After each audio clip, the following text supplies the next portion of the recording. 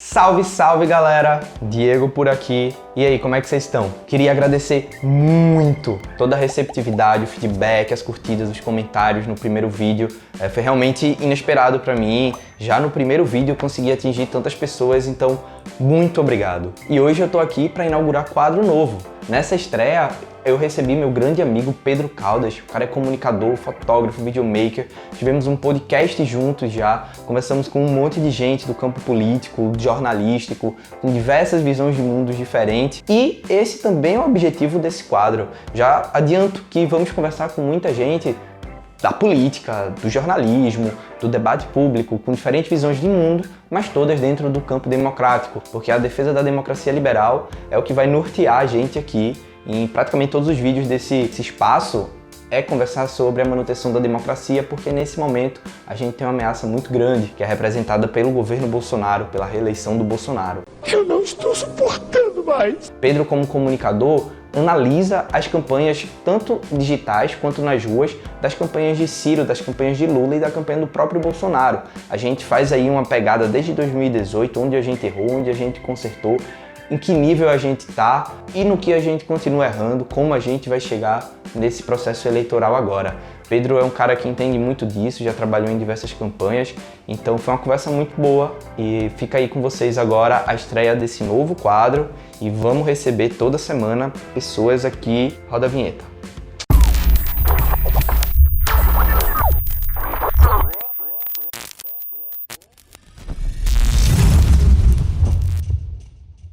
Pedro, é um prazer muito grande te receber aqui, meu amigo. E aí, como é que estão as coisas?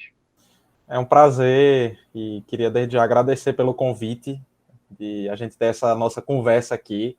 Eu sou entusiasta dos seus projetos e espero que eu volte aqui mais vezes. Já estou me convidando, inclusive.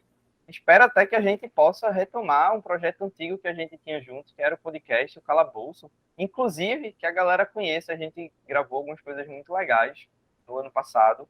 E esses episódios vão estar para sempre aí, né?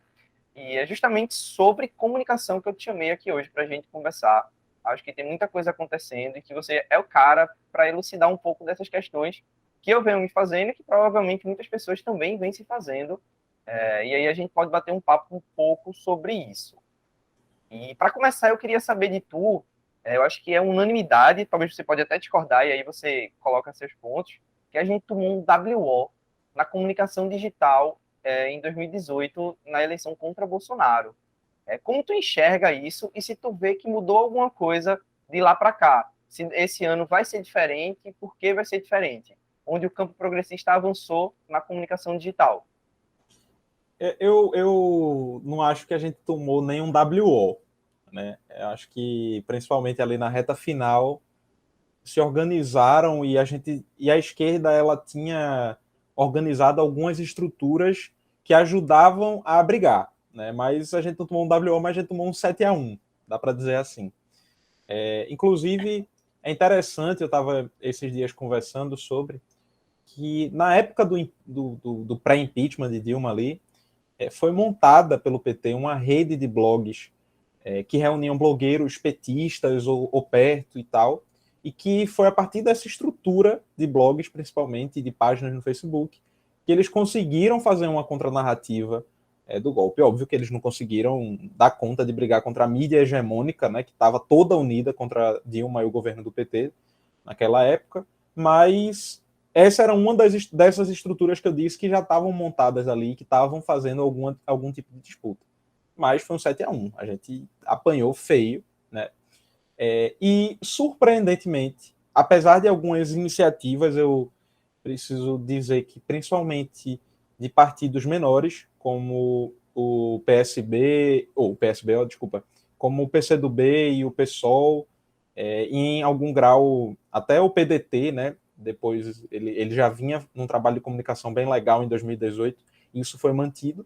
O PT ele não acordou para a importância dessa pauta e não mudou, não criou novas estruturas ou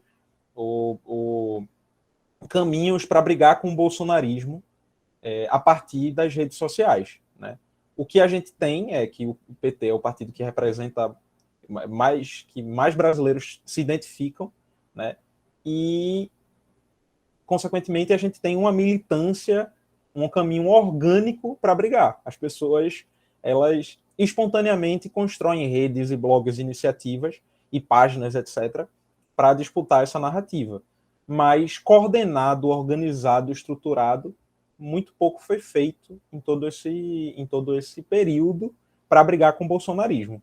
Até o momento, vamos dizer assim, em que Lula ele volta a ser candidato, né? Quando o STF inocenta ele volta para o jogo completamente, e que começa a se criar uma movimentação em torno do nome de Lula. Eu queria fazer um parêntese nesse meio tempo, porque eu tinha dito, né, que tiveram iniciativas de PCdoB e PSOL, que são partidos que hoje têm uma presença muito forte nas redes sociais, e que fizeram iniciativas do ponto de vista de organizar páginas e figuras e em candidaturas. Eles tiveram muito espaço para inovação. O destaque maior desse processo é a campanha de bolos para a Prefeitura de São Paulo em 2020, que, enfim, foi uma campanha muito bonita e genial nas redes sociais, assim.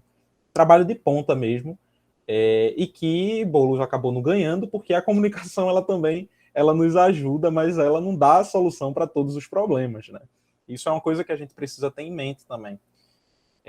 Mas ela pode atrapalhar se ela não for bem feita. Então, para mim, eu acho que a gente perdeu um 7-1 em 2018, principalmente porque já existiam estruturas montadas antes, e alguns outros partidos, né, para além do PT, mas desse mesmo campo, tinham iniciativas interessantes, né, que foram mantendo ali uma disputa de narrativa, e que, principalmente, o PT ele ficou muito parado no tempo nessa questão.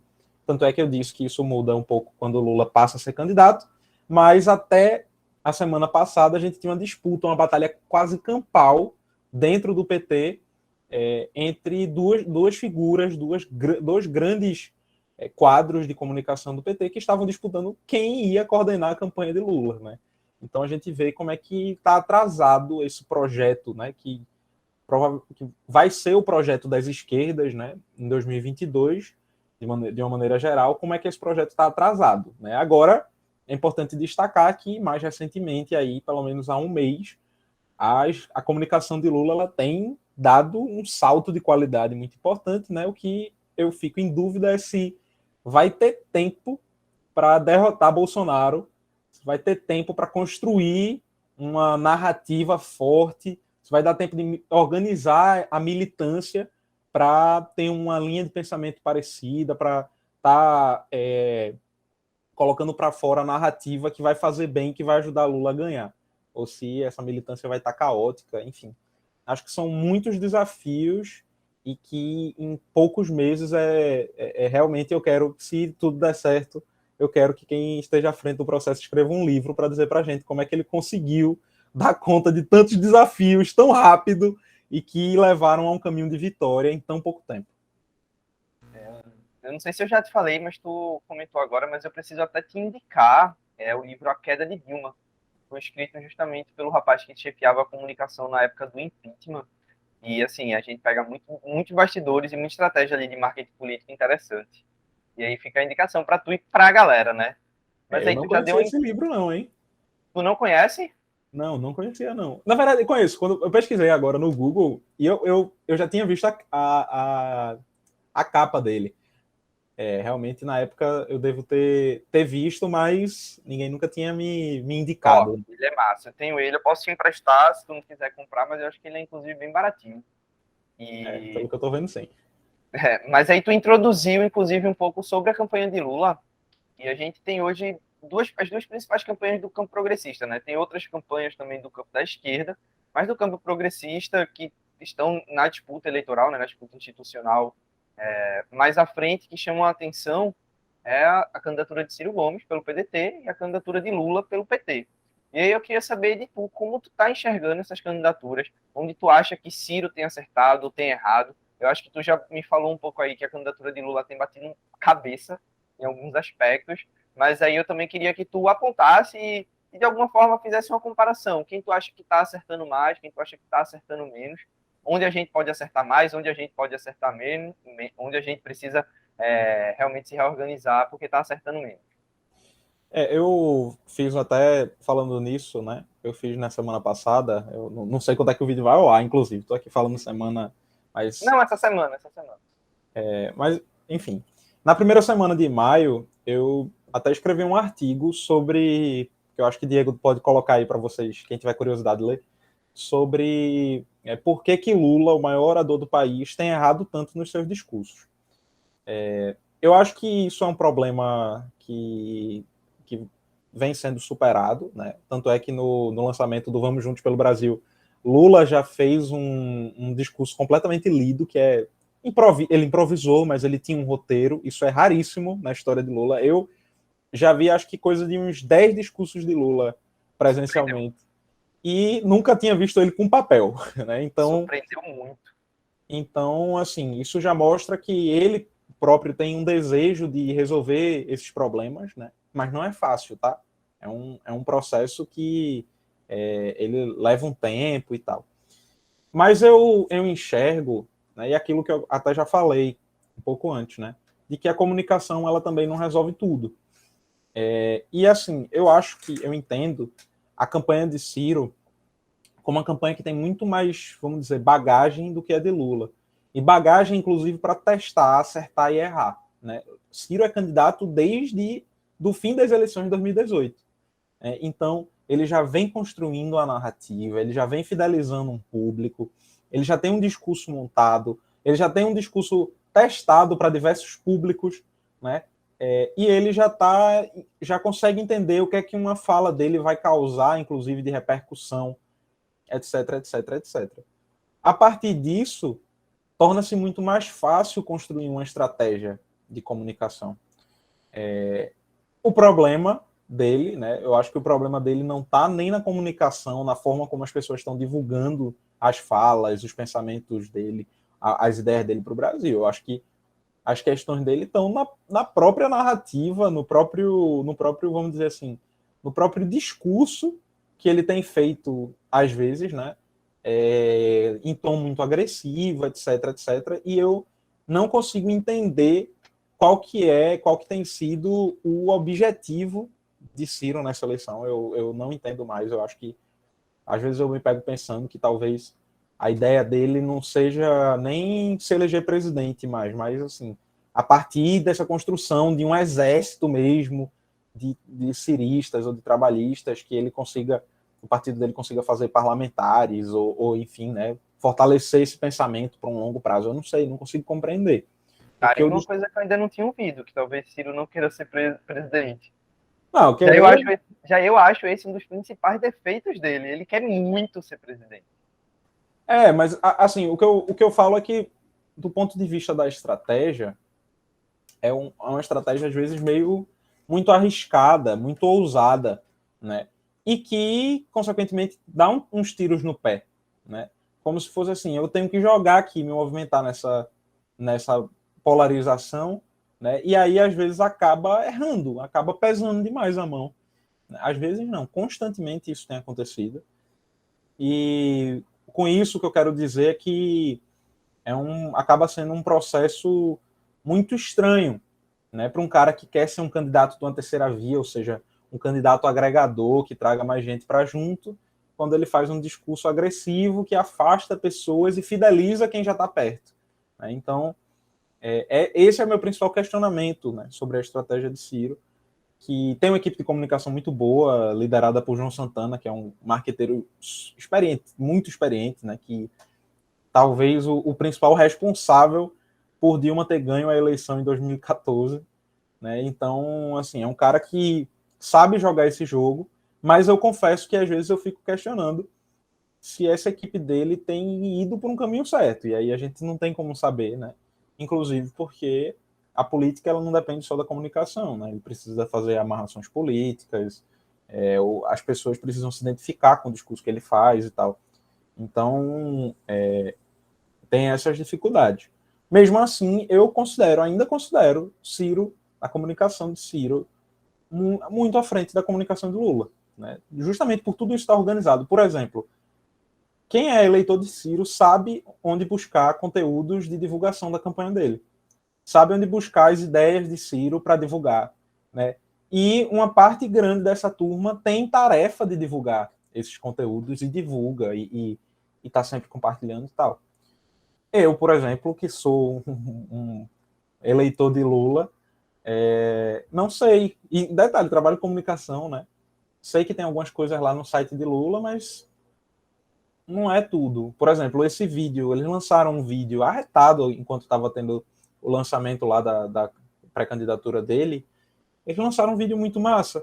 E eu não consegui achar na rede social de Lula para compartilhar, na minha própria rede social. Então, são coisas assim que eu vejo que está muito atrás. E eu acho que é isso. Agora que essa disputa na comunicação dele já passou, que já tem um cara que está responsável, que está seguindo numa linha mais jovem, mais atualizada, mais sintonizada com o que são as redes sociais hoje, eu acho que as coisas elas estão caminhando, mas ainda tem muita coisa para se organizar em um curto espaço de tempo. Então, eu imagino que eles ainda vão bater muito cabeça. Eu imagino que Lula ainda vai escorregar em alguns discursos. Eu imagino que ainda eles estão tendo que trocar o pneu com o carro andando, né? E isso é extremamente desafiador, né? Então, por mais que você tenha profissionais super competentes, ainda vão ter umas cascas de banana no meio do caminho, né? Principalmente quando você está brigando contra Bolsonaro, que esse sim tem um exército digital bem organizado e que é um cara que uma turma aí que tem feito uma comunicação que tem conseguido convencer pessoas, que tem conseguido atingir muita gente, apesar de todos os problemas e contradições que ele tem. E é preciso levar em conta também que esse exército digital do bolsonarismo, ele não tem nenhum critério moral ou ético na hora da disputa.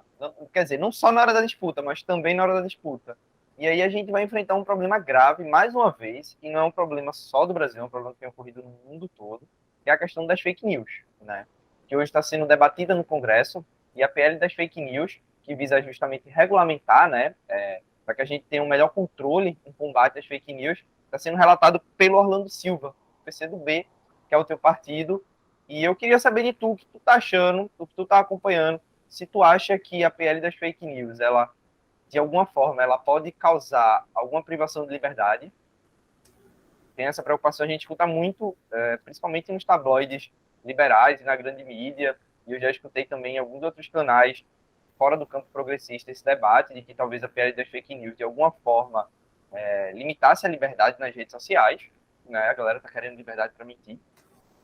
E se tu acha que a PL das fake news ela resolve os problemas para os próximos pleitos, né? Para as próximas eleições, nos próximos meses aí a gente vai enfrentar algo muito, muito pesado. E aí, se tu acha que ela resolve 100%, tu acha que ela causa algum risco à liberdade? Eu acho que primeiro ela ajuda, né? Muito disso que a gente já conversou aqui sobre essas questões das campanhas de Lula, de Ciro e tal, acontece principalmente porque grande parte desses profissionais de comunicação foram formados numa era analógica, né? E alguns não conseguiram se atualizar, porque tem muita coisa nova acontecendo. Eu, semana passada, né, no início de maio agora, eu entrei para uma nova rede social, que é o Be Real, uma rede que você não tem tempo para postar, não tem muito tempo para editar as fotos, tem 2 minutos por dia só para fazer uma foto e postar e tal. Então, são ferramentas novas, com regras próprias, com muitas vezes sediadas em países diferentes, que têm legislações diferentes e tal. E é um terreno muito, muito complexo de você trilhar, né? Inclusive, por isso que, por exemplo, várias leis, eu até estava lembrando de uma lei para falar aqui, mas eu acabei me esquecendo, mas várias leis relacionadas à internet são muito recentes. Sim, a Lei Geral de Proteção de Dados, por exemplo. A internet era um terreno aberto para as pessoas pegarem todos os seus dados, né? E essa lei ela vem ajudar a dar um controle nisso, né? Eu acho que a PL das fake news ela tem um papel parecido com a Lei Geral de Proteção de Dados, né? Ela tem como objetivo tornar esse mar, esse oceano caótico de regras políticas e organizações um mar mais tranquilo, né? sempre vai ter um tsunami ou outro que vai aparecer ali no meio do caminho, mas torna esse ambiente um pouco mais tranquilo e um pouco mais, vamos assim dizer, mais fácil de dar uma regulamentada.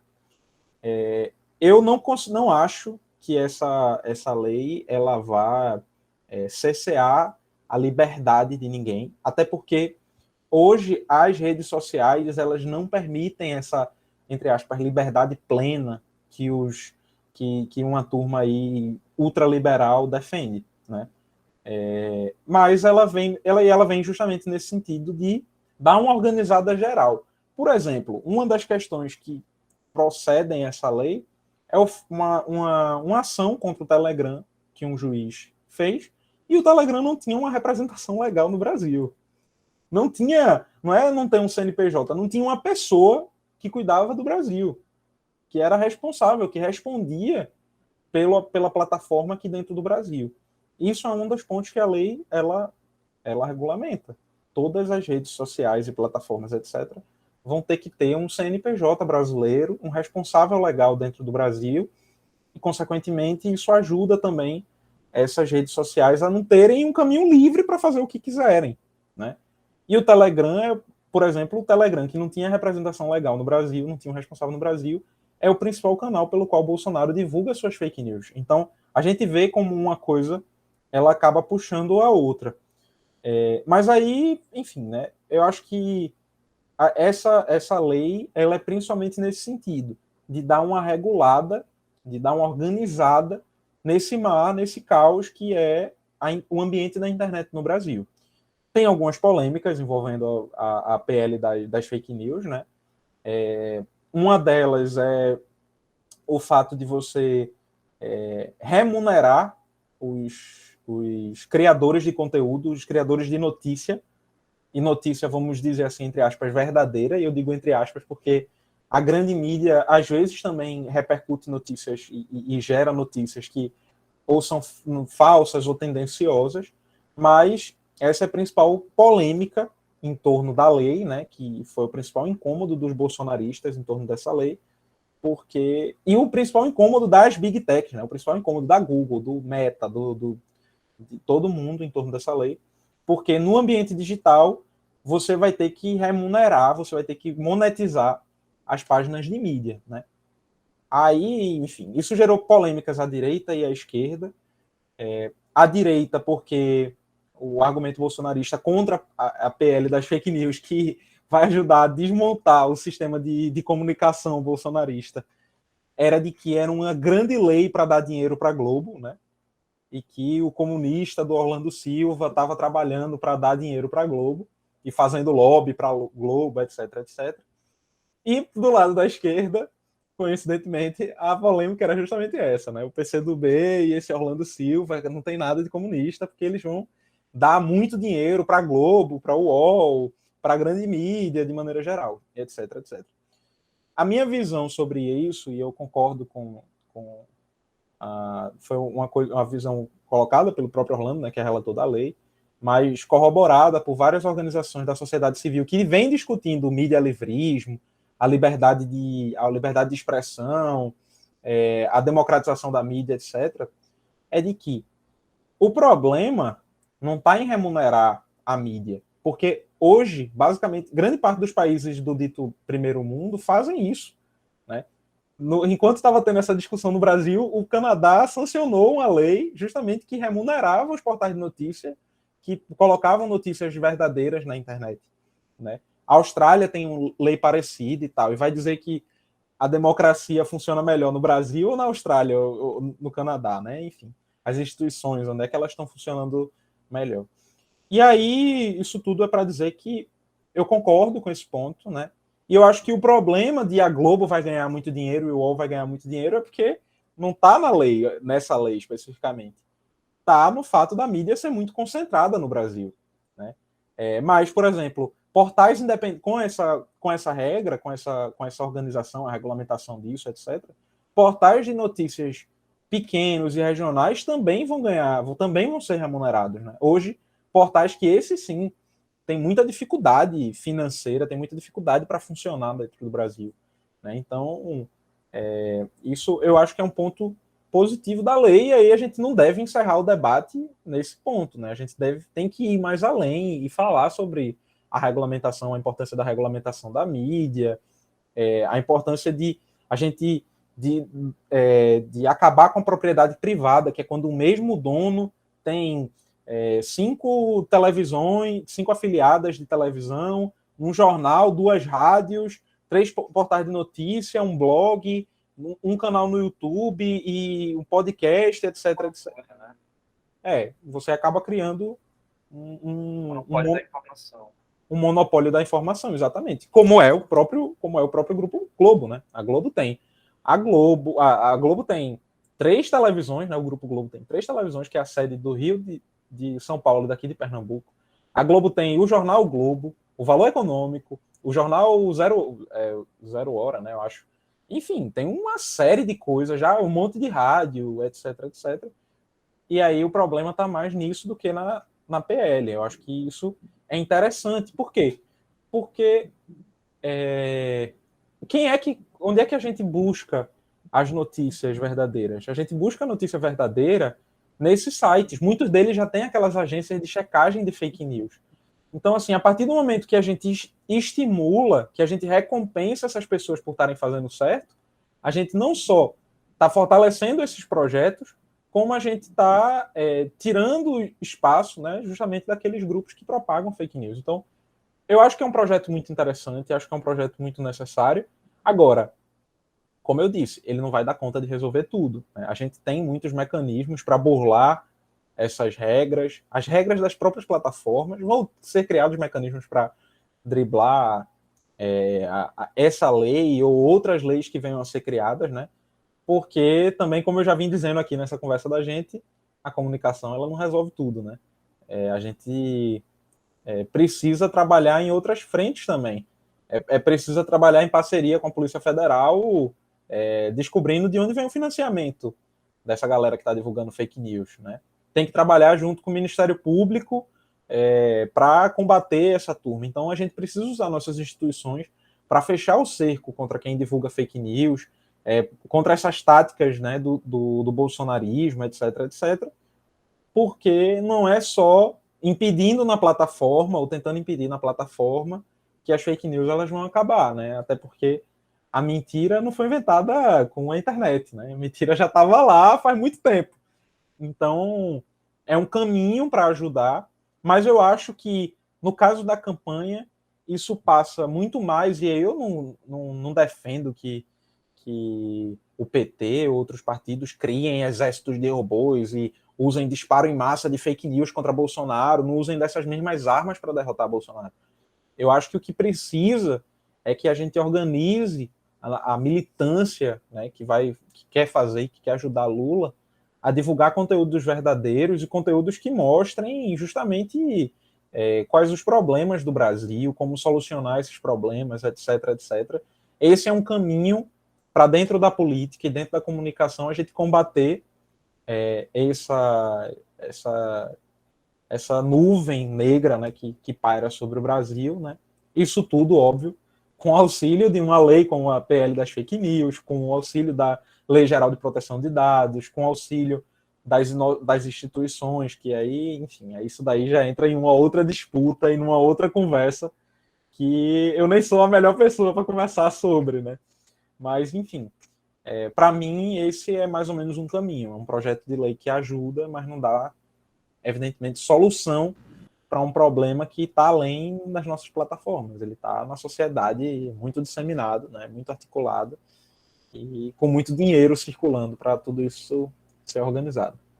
É um primeiro passo, né? A gente também tem que entender ainda o momento que a gente está vivendo no mundo. Ainda existe um caos. Ainda nem entendeu direito as redes sociais e como isso funciona. Mas, Pedro, muito obrigado. Espero que você realmente volte mais vezes. Vou te chamar mais vezes. Vou te aperrear.